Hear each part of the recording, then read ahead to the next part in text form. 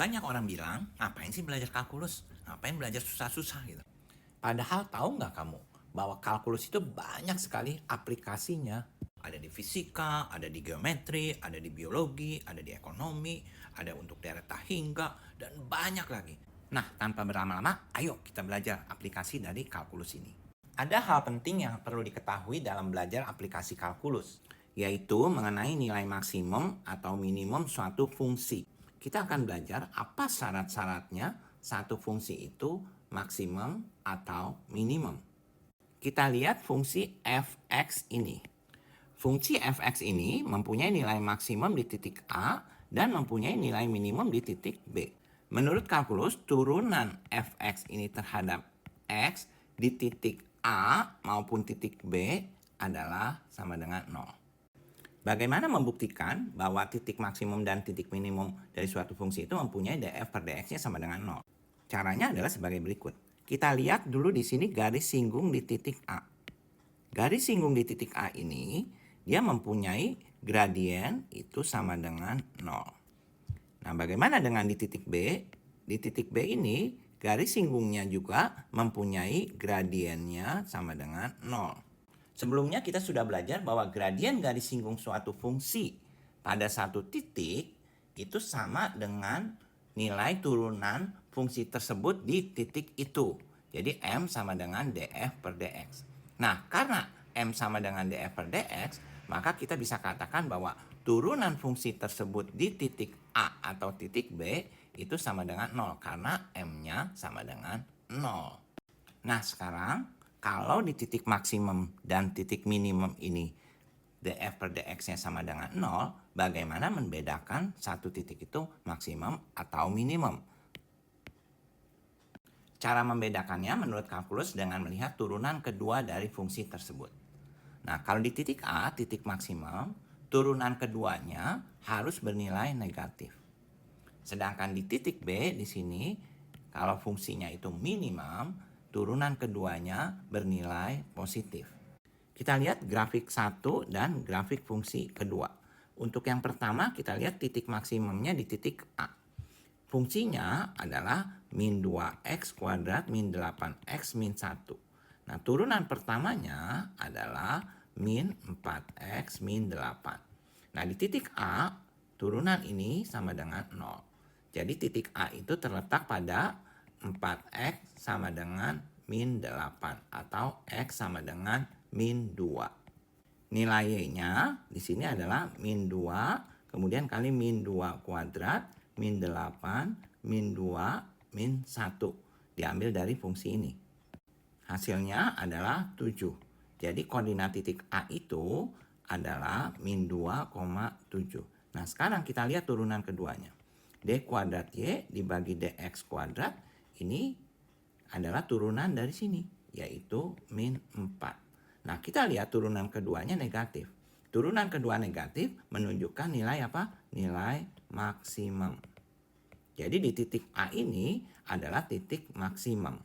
Untuk titik B, kita bisa buktikan bahwa turunan kedua dari fungsinya adalah bernilai positif. Silakan kamu membuktikannya. Jadi kesimpulannya di sini untuk titik maksimum yaitu titik A di sini df per dx-nya itu 0, tetapi turunan keduanya bernilai negatif.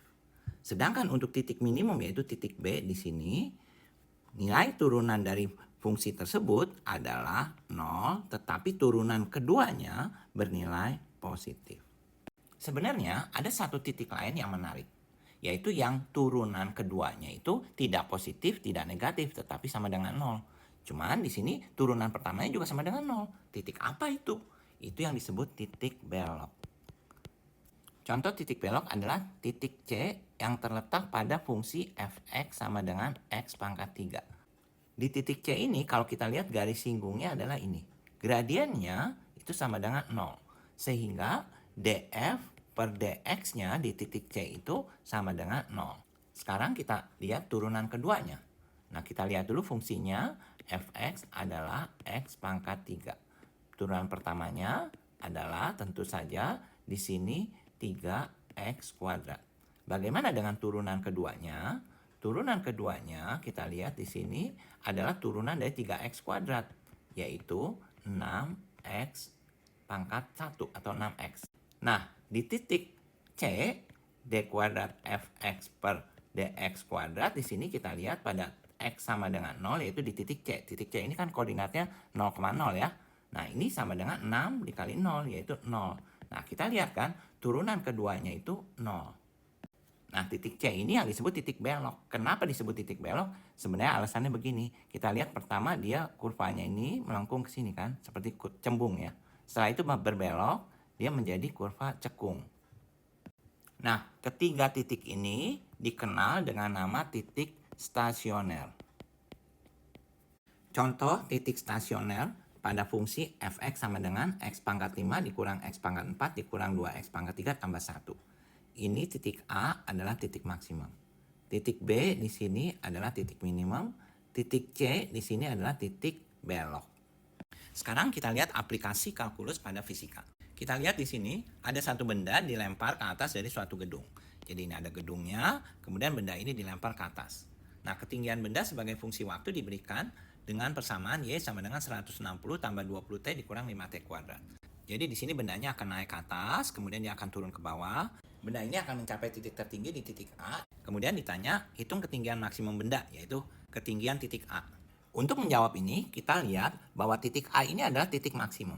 Kita tahu bahwa di titik maksimum itu, turunan dari fungsinya adalah sama dengan 0. Nah, sekarang Y-nya adalah 160 tambah 20T dikurang 5T kuadrat. Berarti dy per dt-nya adalah 20 dikurang 10T. Nah, ini 20 dikurang 10T sama dengan 0. Berarti T-nya di sini adalah 20 dibagi 10, yaitu 2 detik. Jadi, kita lihat bahwa benda mencapai maksimum setelah 2 detik. Nah, berapa ketinggiannya? Ketinggiannya adalah Y maksimum, tentunya di sini adalah 160 ditambah 20T. T-nya berapa? T-nya 2. Kemudian dikurang 5T kuadrat. T-nya adalah 2 kuadrat. Jadi hasilnya 160 ditambah 40 dikurang 20, yaitu 180 meter. Jadi ini ketinggian maksimum. Berikutnya kita lihat soal yang terkait dengan menghitung luas maksimum dari suatu daerah. Pada soal ini kita lihat ini ada tali panjangnya 80 cm. Jadi tali ini panjang 80 cm.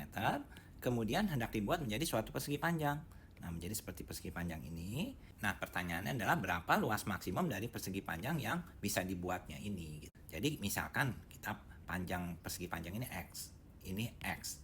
Karena panjang talinya 80 cm, maka kita tahu panjang ini tambah panjang ini harus 80 min 2X. Jadi untuk panjang ininya aja berarti 40 min X. Ini 40 min X. Jadi kita bisa dapatkan di sini luas dari persegi panjang ini adalah panjang kali lebar, yaitu X dikali 40 dikurang X. Sama dengan 40X dikurang X kuadrat. Luas ini atau L ini akan maksimum kalau apa? Kalau turunan pertamanya dl per dx sama dengan 0. dl per dx itu adalah 40 dikurang 2x. Nah, ini harus sama dengan 0. Jadi 40 sama dengan 2x dan x-nya tentu 40 dibagi 2, yaitu 20. Jadi kalau mau menghitung luas maksimum, x-nya harus 20. Jadi di sini 20 cm, kemudian di sini 20, tentunya di sini 40 min 20, 20 juga. Jadi luasnya, luas maksimumnya adalah 20 dikali 20, yaitu 400 satuannya cm persegi. Sekarang kita akan uji apakah luas ini adalah luas maksimum. Kita lihat turunan keduanya, d kuadrat L per dx kuadrat. Ini adalah turunan dari 40 min 2x, yaitu min 2. Nah, negatif turunan keduanya. Ini berarti bahwa X sama dengan 20 itu benar-benar memberikan luas maksimum atau fungsinya bernilai maksimum. Berikutnya kita akan lihat bagaimana aplikasi kalkulus itu diterapkan dalam biologi. Di sini dikatakan bahwa ada satu populasi bakteri digambarkan dengan rumus P sama dengan 1000 E pangkat 0,2 T. P jumlah populasi, T waktu dalam jam, sedangkan E itu disebut bilangan alamiah atau natural number atau bilangan Euler. Pertanyaannya adalah tentukan laju pertumbuhan populasi pada saat T sama dengan 3 jam. Nah, kalau P itu adalah populasi atau jumlah populasi, maka dP per dt ini adalah laju pertambahan atau pertumbuhan populasi. Jadi di sini kita lihat P-nya adalah 1000 E pangkat 0,2T. Maka dp per dt adalah 1000 tentu turunan dari E pangkat 0,2T, yaitu 0,2 kemudian E pangkat 0,2T. Ini adalah 200 E pangkat 0,2T. Jadi sekarang kalau T sama dengan 3 jam, berapa dp per dt-nya? Jadi dp per dt pada saat T sama dengan 3 jam, ini adalah 200 kemudian dikali E pangkat 0,2 kali 3. Ini hasilnya 364 bakteri per jam. Inilah pertumbuhan populasi bakteri pada saat T sama dengan 3 jam. Sekarang kita lihat aplikasi kalkulus pada ekonomi. Di sini ada sebuah truk. Ketika dia bergerak dengan kecepatan V km per jam, dia butuh bahan bakar 1/200 dikali 2400 per V tambah V liter per kilometernya. Nah, harga bahan bakar 8.000 per liter. Upah pengemudi 100.000 per jam. Pertanyaannya adalah berapa kecepatan yang harus dia pertahankan untuk menempuh jarak 600 km dengan biaya sekecil mungkin. Kita lihat di sini biaya yang harus dikeluarkan adalah pertama biaya bahan bakar. Di sini kita lihat 1 km butuh bahan bakar sebesar 1/200 kali 2400 per V tambah V liter. Nah sekarang untuk 600 km dia butuh bahan bakar 600/200 kali 2400 per V ditambah V liter. Karena harga 1 liter bahan bakar adalah Rp8.000, maka bahan bakar untuk menempuh 600 km itu adalah tentunya 600/200 dikali 2400 per V ditambah V, kemudian tentu dikalikan dengan 8.000. Ini kita coret, hasilnya ini 3. Sekarang kita lihat upah yang harus kita bayar kepada pengemudi. Upahnya adalah 1 jam Rp100.000. Kalau benda bergerak dengan kecepatan V, artinya 1 jam dia menempuh jarak sebesar V kilometer. Karena kecepatannya V km per jam, artinya 1 jam dia menempuh jarak V km. Nah sekarang kalau mau dia menempuh jarak 600 km, berapa waktu yang dibutuhkan? Ya kalau kita lihat V km aja butuh 1 jam. Berarti kalau 600 km dia butuh 600 per V jam. Nah karena 1 jam itu 100.000 dia dibayar, maka upah supir itu adalah 100.000 tentunya dikalikan dengan 600 per V. Jadi biaya total yang harus dikeluarkan adalah T sama dengan B ditambah U. Nah B-nya ini adalah 3 dikali 8.000, kemudian dikalikan dengan 2.400 dibagi V tambah V. Sedangkan U-nya di sini adalah 100.000, kemudian dikalikan 600, lalu dibagi dengan V. Kita faktorkan di sini 1 per V sama dengan 3 kali 8.000 gitu. Kemudian dikalikan dengan 2.400. Kemudian ditambah 100.000 dikalikan 600. Kemudian ditambah V dikalikan 3 kali 8.000. Untuk memudahkan ini saya namakan A, ini saya namakan B. Sehingga bentuknya kan lebih bagus ya. Jadi A V pangkat min 1 ditambah B kali V. Nah kemudian DT per DV ini harus sama dengan 0 karena kita sedang mencari biaya sekecil mungkin. Kalau ini kita turunkan, kita akan mendapatkan A kali min 1 kali V pangkat min 2 ditambah B sama dengan 0. Atau min A per V kuadrat ditambah B sama dengan 0. Dari sini kita bisa dapatkan bahwa A per V kuadrat sama dengan B. Jadi V kuadrat sama dengan A per B.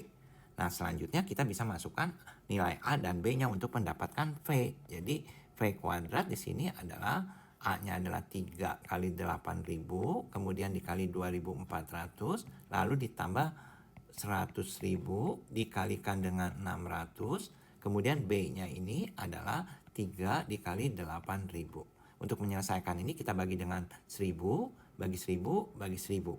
Kemudian 3 kali 8, 24. Kita bagi 24, 1. Kita bagi 24, 1. Kita bagi 24, 25.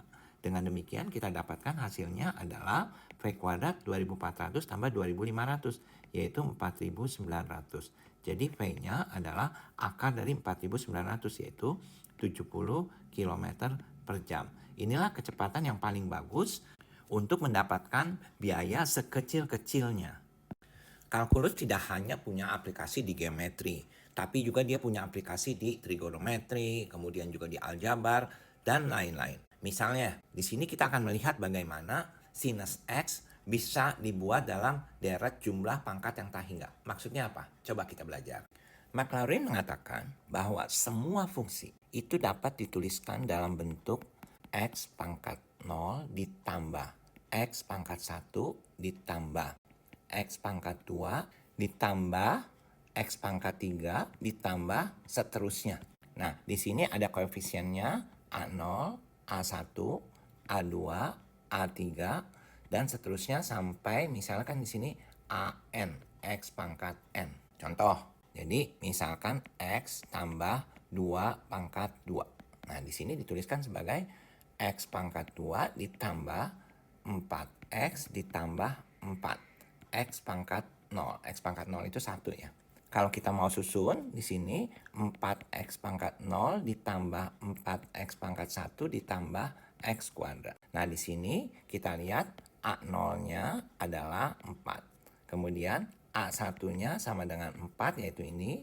Lalu A2-nya adalah sama dengan 1 yaitu di sini nih. Bagaimana dengan A3, A4, A5 dan seterusnya? Ini tentu nilainya adalah sama dengan 0. Menurut Maclaurin, 1/1 min X ini bisa dituliskan dengan 1 ditambah X tambah X kuadrat tambah X pangkat 3 ditambah X pangkat 4 terus sampai infinite. Tapi syaratnya di sini min 1 lebih kecil dari X lebih kecil dari 1.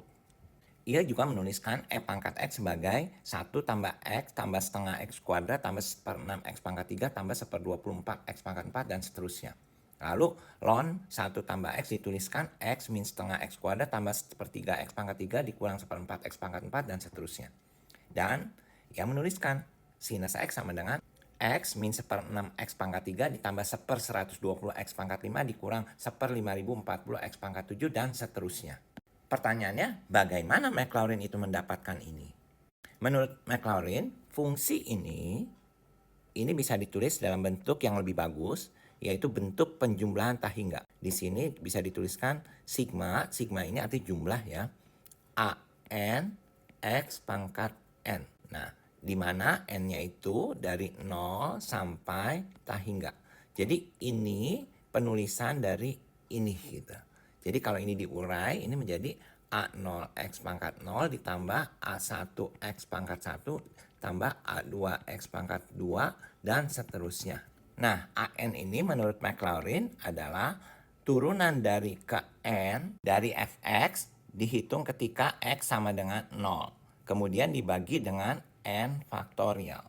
N faktorial ini maksudnya begini, kalau kita punya N sama dengan 3 faktorial itu adalah 3 kali 2 kali 1. 5 faktorial itu adalah 5 kali 4 kali 3 kali 2 kali 1. Jadi N faktorial itu N, kemudian dikalikan dengan N min 1, kalikan dengan N min 2, terus sampai terakhir ada 3 kali 2 kali 1. Misalnya Fx adalah sinus X gitu ya. Maka turunan ke nolnya dari Fx itu ya tentu adalah fungsi dia sendiri, yaitu sinus X. Bagaimana turunan pertama dari X? Ini adalah turunan dari sinus X, yaitu cosinus X.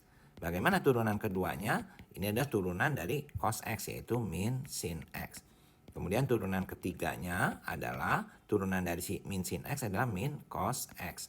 Kemudian turunan keempatnya adalah turunan dari min cos X, yaitu sin X. Lalu turunan kelimanya adalah turunan dari sin X, yaitu cos X, dan seterusnya. Sekarang kita lihat nilainya ketika X sama dengan 0. Di sini sinus 0 adalah 0. Kemudian di sini cos 0 adalah 1. Di sini min sin 0 adalah 0. Di sini min cos 0 adalah min 1. Kemudian sin 0 adalah 0. Cos 0 adalah 1. Berikutnya kita gunakan ini untuk menghitung A0, A1 sampai A5. A0 tentu saja 0 per 0 faktorial, yaitu 0. Karena 0 faktorial itu 1 ya. Nah, kemudian A1 adalah 1 per 1 faktorial. 1 faktorial itu 1. Jadi ini 1. Kemudian 0 per 2 faktorial, yaitu 0. Lalu ini min 1 per 3 faktorial. 3 faktorial itu 3 kali 2 kali 1, yaitu 6. Jadi ini menjadi min 1/6. A4 ini adalah 0 dibagi 4 faktorial, yaitu 0. Kemudian A5 ini adalah 1 dibagi dengan 5 faktorial. Yaitu di sini 1/5 kali 4 kali 3 kali 2 kali 1, yaitu 120. Nah, sekarang kita tuliskan fx sama dengan jumlah dari AN, X pangkat N, tentunya N dari 0 sampai tak hingga. Ini adalah A0, X pangkat 0, A1, X pangkat 1, dan seterusnya. Kemudian di sini A0-nya kita masukkan di sini. 0, X pangkat 0, kemudian X pangkat 0 ditambah A1-nya ini 1, kita tuliskan 1, X pangkat 1, A2-nya 0, 0, X pangkat 2, A3-nya di sini adalah min 1/6, kemudian X pangkat 3, tambah 0, X pangkat 4, ditambah 1/120, X pangkat 5, dan seterusnya. Ini kita bisa tuliskan sinus X sama dengan X pangkat 1, yaitu X, kemudian min 1/6 X pangkat 3, kemudian ditambah 1/120 X pangkat 5, dan seterusnya.